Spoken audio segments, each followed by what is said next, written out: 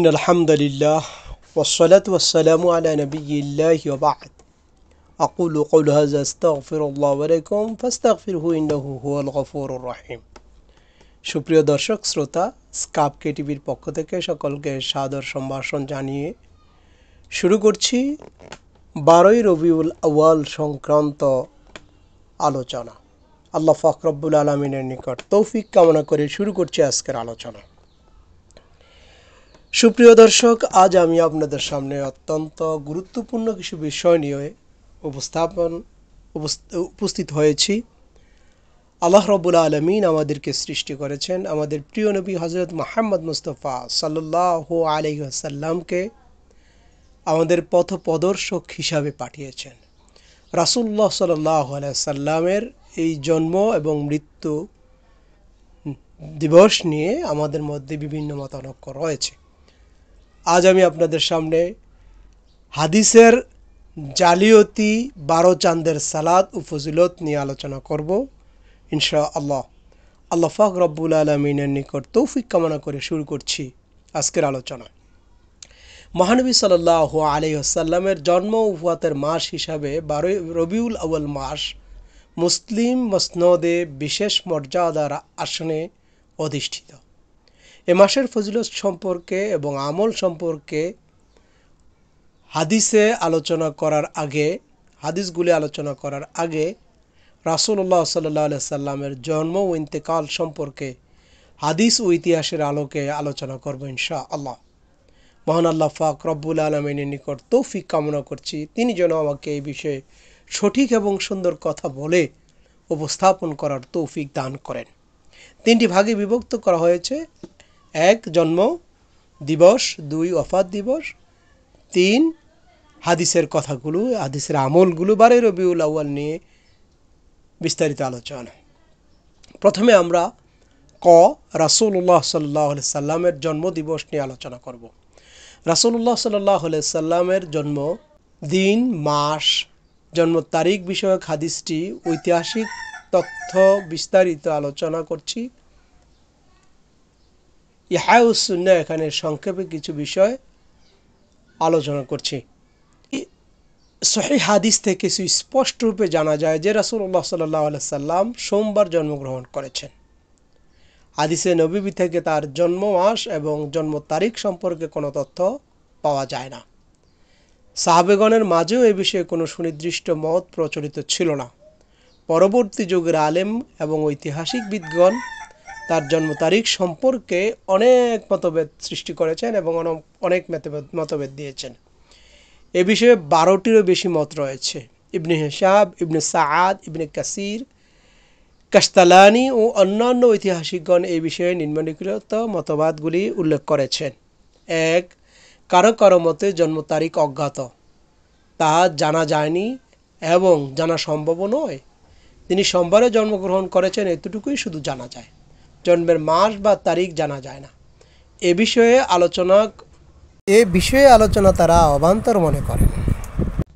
অর্থাৎ কিছু কিছু ঐতিহাসিকবিদগণ, মুহাদ্দিসিন ইকরাম, মুহাক্কিক আলেমগণ তারা রাসূলুল্লাহ সাল্লাল্লাহু আলাইহি সাল্লামের জন্মদিন হিসেবে সোমবারকে গ্রহণ করেছেন, কিন্তু তারিখ এবং মাসের ব্যাপারে এটা অবান্তর আলোচনা বলে তারা মনে করেন। 2 কারো কারো মতে তিনি মুহররম মাসে জন্মগ্রহণ করেছেন। অন্যান্যদের মতে 3 নম্বর হলো তিনি সফর মাসে জন্মগ্রহণ করেছেন। 4 কারো কারো মাসে রবিউল আউয়াল মাসের 2 তারিখে জন্মগ্রহণ করেন।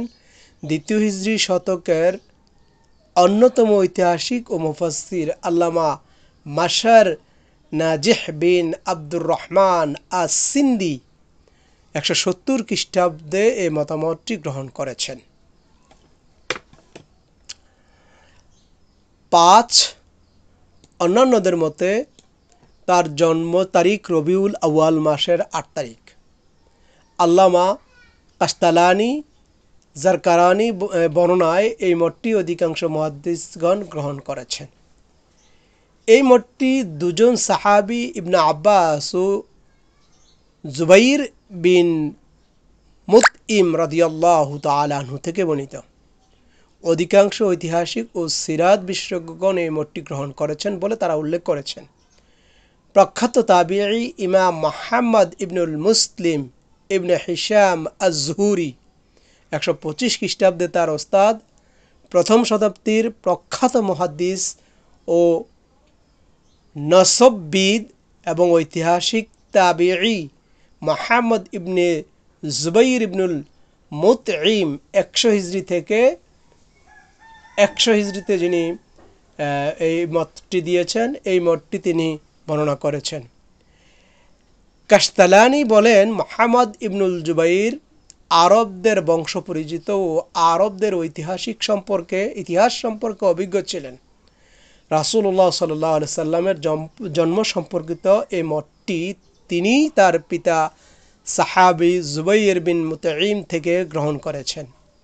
স্পেনের প্রখ্যাত মুহাদ্দিস ও ফকিহ আলী ইবনে আহমদ ইবনুল হাজম 456 হিজরি সনে ও মুহাম্মদ ইবনুল ফাতুহ আজ আল হুমাইদি 488 হিজরি সনে এই মতটিকে গ্রহণযোগ্য বলে মনে করেছেন।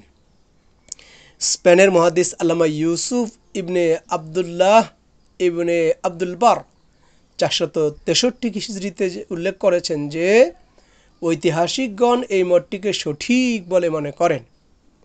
মিলাদের উপর প্রথম গ্রন্থটি রচনাকারী আল্লামা আবুল খাত্তাব ইবনুল দেহিয়া 633 খ্রিস্টাব্দে ঈদে মিলাদুন নবীর উপর লিখিত সর্বপ্রথম গ্রন্থ আত-তানবীর ফি মাউলিদিল বাশির আন নাজির এই মতটি গ্রহণ করেছেন। 6 অন্যান্যদের মতে তার জন্ম তারিখ 10 রবিউল আউয়াল। এই মতটি ইমাম হুসাইনের পুত্র মুহাম্মদ ইবনে আলী আল বাকির, যিনি 114 হিজরিতে মৃত্যুবরণ করেছেন বা এটিকে বর্ণনা করেছেন। প্রথম এবং দ্বিতীয় শতাব্দীর প্রখ্যাত মুহাদ্দিস আমির ইবনে সারাহিলা আশ-শাবি 104 খ্রিস্টাব্দ থেকেও এই মতটি বর্ণনা করেন। ঐতিহাসিক মুহাম্মদ ইবনুল উমর আল ওয়াকিদি 207 হিজরি সনে এই মতটিকে গ্রহণ করেছেন। সাআদ তার বিখ্যাত আত-তাকাতুল কুবরা এর শুধু দুটি মত উল্লেখ করেছেন, যেটি 2 তারিখ এবং 10 তারিখে। 7 কারো কারো মতে রাসূল সাল্লাল্লাহু আলাইহি সাল্লামের জন্ম হলো 12 রবিউল আউয়াল। এই মতটি দ্বিতীয় হিজরি শতাব্দীর প্রখ্যাত ঐতিহাসিক মুহাম্মদ ইবনুল ইসহাক গ্রহণ করেছেন।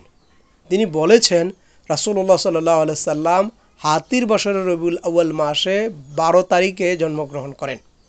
এখানে লক্ষণীয় যে ইবনে ইসহাক সিরাতুন নবীর সকল তথ্যে সাধারণত সনদ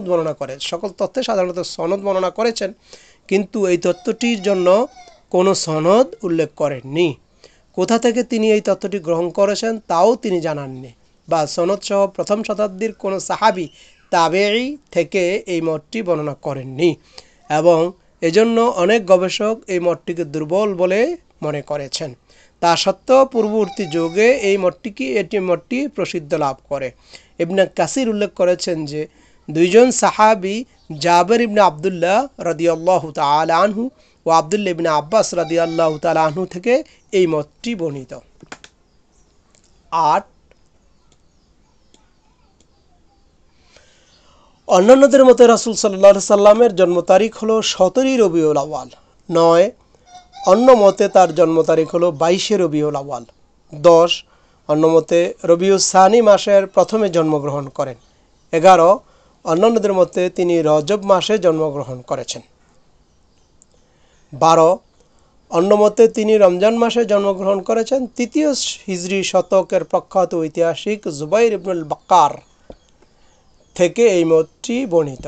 তার মতের পক্ষে যুক্তি হলো যে রাসূলুল্লাহ সাল্লাল্লাহু আলাইহি সাল্লাম সর্বসম্মতভাবে রমজান মাসে নবুয়ত পেয়েছেন। তিনি 40 বছর পূর্তিতে নবুয়তি পেয়েছেন, তাহলে তার জন্ম অবশ্যই রমজান মাসে হবে। এছাড়া কোনো হাদিসে বর্ণিত আছে যে রাসূল সাল্লাল্লাহু আলাইহি সাল্লাম হজের পবিত্র দিনগুলিতে মাতৃগর্ভে আসেন, সেক্ষেত্রে তার জন্ম রমজান মাসেই হওয়া উচিত। এই মতের সমর্থনে আব্দুল্লাহ বিন উমর থেকে বর্ণিত একটি বর্ণনা আছে, কেউ কেউ এটিকে উল্লেখ করেছেন। দ্বিতীয় হলো রাসূলুল্লাহ সাল্লাল্লাহু আলাইহি সাল্লামের উফাতের দিবস। রাসূল সাল্লাল্লাহু আলাইহি সাল্লাম আল্লাহ সুবহানাহু ওয়া তাআলা ডাকে দুনিয়ার সমস্ত কিছু ছেড়ে আল্লাহর সান্নিধ্যে চলে যাওয়ার দিনকে উফাতের দিন বলা হয়। বিভিন্ন সহিহ হাদিস থেকে জানা যায় রাসূলুল্লাহ সাল্লাল্লাহু আলাইহি সাল্লাম সোমবার ইন্তেকাল করেন, কিন্তু ওই সোমবারটি কোন মাসের কোন তারিখের ছিল তা কোনো হাদিসে উল্লেখ করা হয়নি। আব্দুল্লাহ ইবনে মাসউদ রাদিয়াল্লাহু তাআলা হতে বর্ণিত আছে যে রমজান মাসের 11 তারিখে ইন্তেকাল করেন। একক বর্ণনাটি ছাড়া মুসলিম উম্মার সকল ঐতিহাসিক ও মুহাদ্দিসগণ একমত যে রাসূল সাল্লাল্লাহু আলাইহি সাল্লাম রবিউল আউয়াল মাসে ইন্তেকাল করেন, কিন্তু কোন তারিখে ইন্তেকাল করেছেন তা নিয়ে মতভেদ রয়েছে। বুখারী ও মুসলিম শরীফের সংকলিত হাদিসে বলা হয়েছে রাসূলুল্লাহ সাল্লাল্লাহু আলাইহি সাল্লাম বিদায় হজে 9 জিলহজ ছিল শুক্রবার। এ থেকে আমরা জানতে পারি যে বছর জুলহাজ মাসের 1 তারিখ ছিল বৃহস্পতিবার। আমরা জানি যে বিদায় হজ থেকে ফিরে তিনি জুলহাজ মাসের বাকি দিনগুলো মুহররম মাস এবং সফর মাস মদিনায় অবস্থান করেন। রবিউল আউয়াল মাসে তিনি ইন্তেকাল করেন।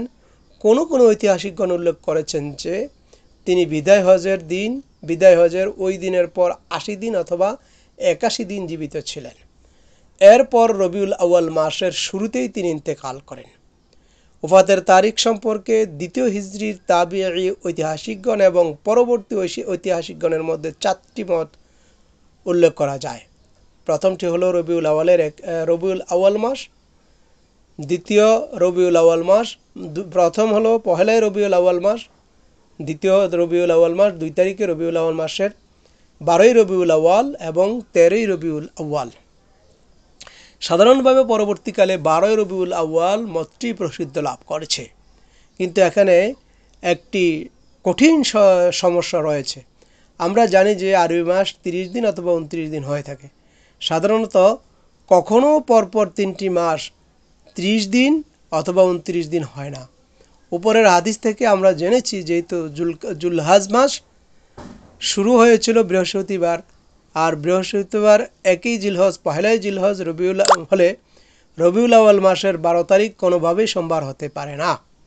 জুলহজ মাস, মুহররম মাস এবং সফর মাস এই 3টি মাসে যদি 30 দিনে ধরা হয় তাহলে পহেলাই রবিউল আউয়াল বুধবার দুটো এবং 30 ও 29 দুটি 30 এবং একটি 29 ধরা হলে পহেলাই রবিউল আউয়াল হয় মঙ্গলবার। দুটো 29 এবং একটি 30 ধরা হলে পহেলা রবিউল আউয়াল হয় সোমবার। আর 3টি মাসই 29 ধরলে পহেলা রবিউল আউয়াল হয় রবিবার। আর কোনো হিসাবেই 12 তারিখ সোমবার হয় না। এই সমস্যা থেকে বের হওয়ার জন্য কেউ 13 তারিখের কথা বলেছেন, কেউ বলেছেন যে 3টি মাসই 30 দিন ছিল এবং মদিনায় একদিন পরে চাঁদ দেখা গিয়েছিল। দুটো ব্যাখ্যাই দূরবর্তী। দ্বিতীয় হিজরি শতকে প্রখ্যাত তাবিঈ মুহাদ্দিস ও ঐতিহাসিক আল্লামা সুলাইমান ইবনে তাখরান আত-তাইমি তিনি বলেন রাসূলুল্লাহ সাল্লাল্লাহু আলাইহি সাল্লাম অসুস্থতার শুরু হয় সফর মাসের 22 তারিখ শনিবার। 10 দিন অসুস্থতার পর 2রা রবিউল আউয়াল সোমবার তিনি ইন্তেকাল করেন। তার এই মত অনুসারে সে বছর জুলহজ মাস, মুহররম মাস এবং সফর মাস 3টি ছিল 29 মাস।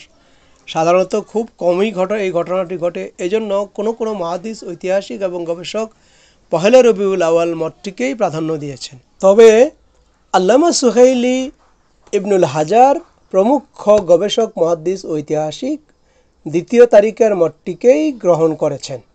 3টি কারণে তারা এই মতটিকে গ্রহণ করেছেন। প্রথম, তাবিগণের যুগ থেকে সহিহ সনদে কথাটি পাওয়া যাচ্ছে। দ্বিতীয়, এই মতটি বিদায় হজের পরে তার 80 থেকে 81 দিন 80 দিন বা 81 দিন জীবিত থাকার বর্ণনাটির সাথে সামঞ্জস্যপূর্ণ। তৃতীয়, যারা 12ই রবিউল আউয়াল বলেছেন তাদের কথার একটি দুর্বৃত্ত ব্যাখ্যা দেওয়া যায় যে আরবিতে সানি শাহর, সানি আশার বা মাসের 2কে দশকের 2 12 পড়ার কারণে এই পড়ার সম্ভাবনা থাকে। কেউ কেউ হয়তো 2কে 12 পড়েছিলেন এবং লিখেছিলেন এবং অন্যান্যরাও তা অনুসরণ করেছেন। গ, রবিউল আউয়াল বিষয়ক ভিত্তিহীন কথাবার্তা। উপরের আলোচনা থেকে আমরা জানতে পেরেছি যে রাসূল সাল্লাল্লাহু আলাইহি সাল্লামের জন্ম ও ওফাতের মাস হিসেবে রবিউল মাসের কোনো উল্লেখ হাদিস শরীফে নেই। এ মাসে কোনো বিশেষ ফজিলত বা বিশেষ আমল কোনো কিছুই হাদিসে বর্ণিত হয়নি। এ বিষয়ক মিথ্যা গল্প কাহিনীর মধ্যে এ মাসের 12 তারিখে বুজুর্গ তাবেঈন হযরত রাসূল সাল্লাল্লাহু আলাইহি ওয়াসাল্লামের রূহের মাগফিরাতের জন্য 20 রাকাত নফল নামাজ পড়তেন এবং এই নামাজে 2 রাকাত করে রাকাতের নিয়ত করে আদায় করতেন এবং প্রত্যেক রাকাতে সূরা ফাতিহার পর 11 বার সূরা ইখলাস পড়তেন। নামাজ শেষে আল্লাহর হাবিবের প্রতি সওয়াব পৌঁছানোর জন্য দোয়া করতেন, রেসানি করিতেন। তারা ইহার বরকত ও খায়েরের মাধ্যমে হযরত রাসূল সাল্লাল্লাহু আলাইহি সাল্লামকে দর্শন লাভ করিতেন এবং দুজাহানের খায়ের ও বরকত লাভ করিতেন। অন্যান্য রওয়ায়েতে আছে যে কোনো মুমিন ব্যক্তি নিম্ন দুরূদ শরীফটি এ মাসে যে কোনো তারিখে এশার নামাজে পড়বে 1125 বার পাঠ করিলে আল্লাহ তাআলার রহমতে সেই ব্যক্তি হযরত রাসূলুল্লাহ সাল্লাল্লাহু আলাইহি সাল্লামকে স্বপ্নে দর্শন লাভ করিবেন। এরপর আরও অনেক ভিত্তিহীন বানোয়াট কথা প্রচলিত পুস্তকে দেখা যায়। এগুলো সবই বানোয়াট কথা। রাসূল সাল্লাল্লাহু আলাইহি সাল্লামের ইন্তেকালের পর তিনি 3 যুগ পর্যন্ত সাহাবী তাবেঈন গণের মধ্যে এই মাসটির কোনো পরিচিতি ছিল না।